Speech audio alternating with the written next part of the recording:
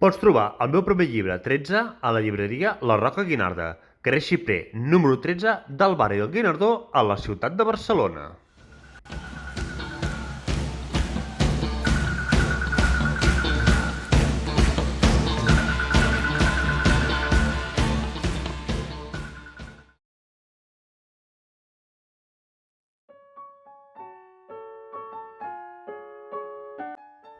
Quinze dades sobre la Mancomunitat de Catalunya.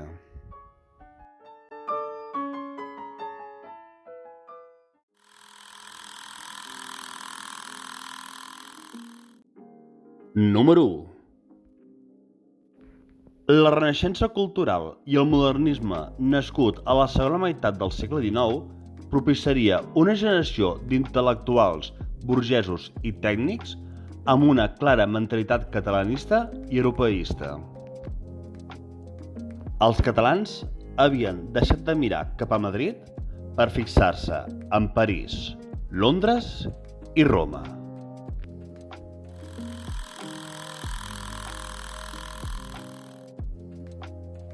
Número 2.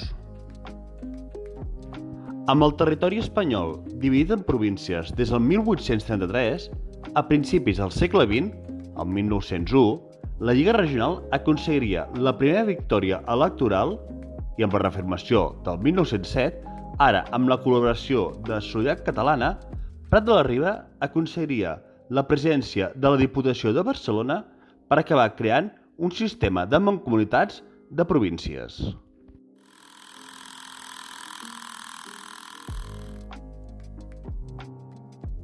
Número 3.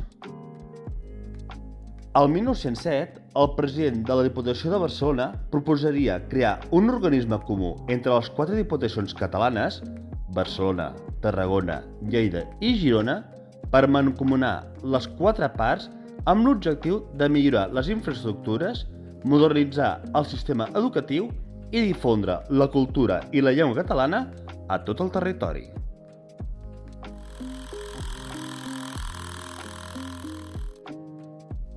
Número 4. Però entre discrepàncies i negociacions entre els partits catalans, el projecte de mancomunar Catalunya no seria presentat al aleshores president del govern espanyol, en José Canalejas, fins al 1912, president assassinat el 1913, cosa que ho frenaria tot, sobretot pels membres liberals anticatalanistes de l'època.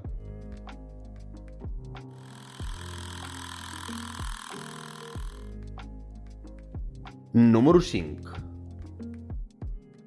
Finalment, el 18 de desembre de l'any 1913, el nou president espanyol, l'Eduardo Dato, i després de llargues negociacions, signaria un Reial Decret on diria que qualsevol regió espanyola es podria mancomunar amb una finalitat exclusivament administrativa.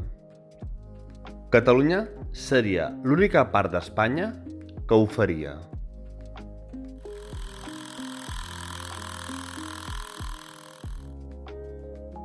Número 6.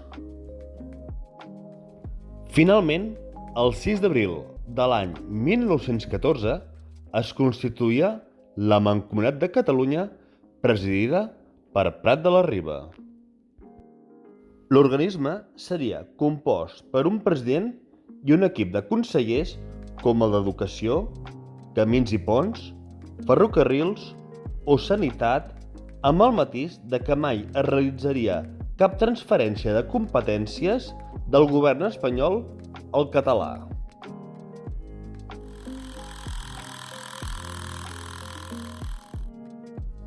Número 7.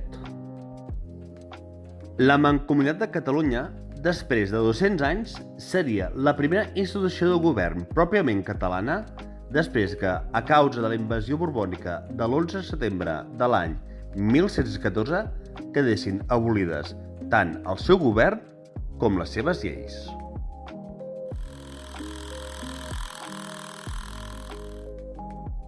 Número 8. A l'any 1917, amb la mort del president Prat de la Riba l'1 d'agost, a l'edat de 46 anys, es designaria a l'arquitecte Josep Puig i Cadafalch com a nou president de la Mancomunitat.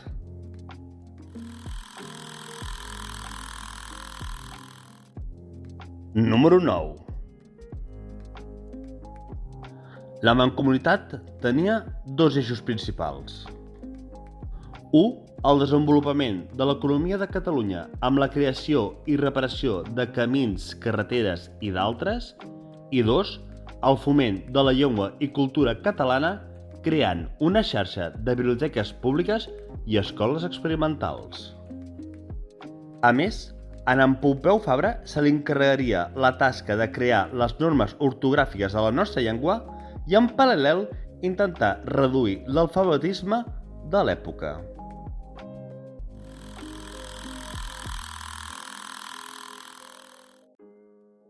Número 10. Al novembre de l'any 1918, el president Puig i Cadafalch, acompanyat per en Francesc Cambó, proposarien al president espanyol una autonomia real per Catalunya.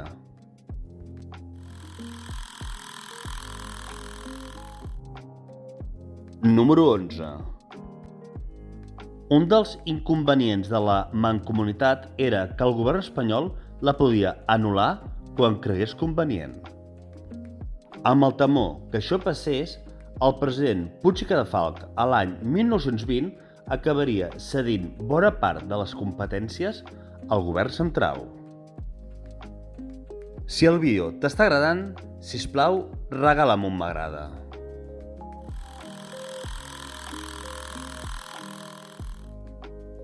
Número 12. El 13 de setembre de l'any 1923 i amb el suport del rei Alfons XIII de Borbó, el general Primo de Rivera realitzaria un cop d'estat a Espanya. Pocs dies més tard, la Mancomunitat, amb la falsa promesa de més autogovern, també en donaria suport.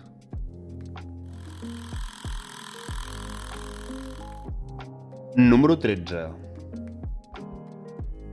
El 18 de setembre de l'any 1923 i amb el poder assegurat, els militars prohibien l'ús del català com a llengua administrativa i l'exhibició de la senyera. Si vols, també pots deixar un comentari a la caixa de comentaris.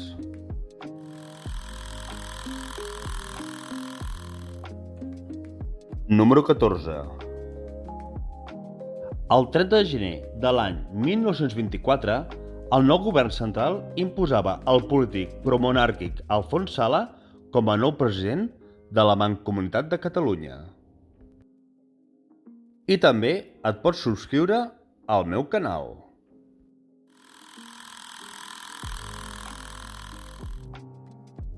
I número 15.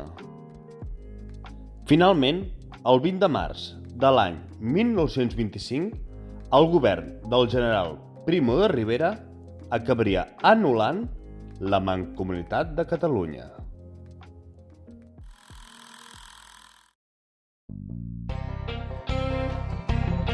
I fins aquí el vídeo d'avui. Espero que us hagi agradat.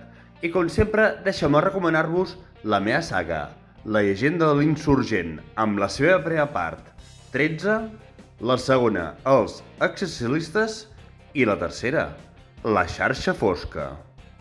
A part de trobar 13 a la Roca Guinada, podeu trobar les meves novel·les a Amazon, en e-book i en edició de butxaca. Un recordatori pels més despistats. Acabem de canviar l'hora per l'horari d'hivern.